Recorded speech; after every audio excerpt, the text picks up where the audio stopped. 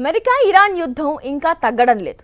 ఓవైపు బాంబుల మోత, మరోవైపు మాటల యుద్ధం, పరస్పర హెచ్చరికలు. ఈ క్రమంలో హార్ముజ్ తమ కంట్రోల్లోనే ఉందన్నారు ట్రంప్. మరోవైపు అమెరికా కాంగ్రెస్ మాజీ సభ్యురాలు, రిపబ్లికన్ పార్టీ నాయకురాలు మార్జోరీ టేలర్ గ్రీన్ సంచలన వ్యాఖ్యలు చేశారు.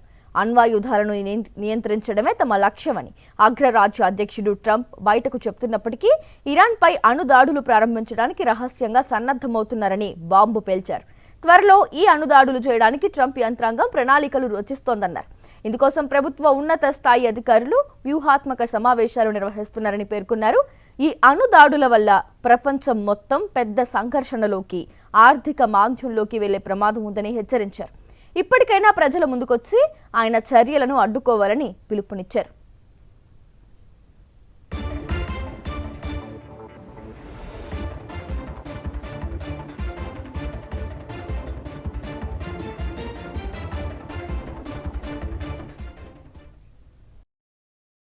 మరిన్ని అప్డేట్స్ కోసం ఛానల్ ను సబ్స్క్రైబ్ చేయండి. నోటిఫికేషన్స్ కోసం బెల్ ఐకాన్ పై క్లిక్ చేయండి.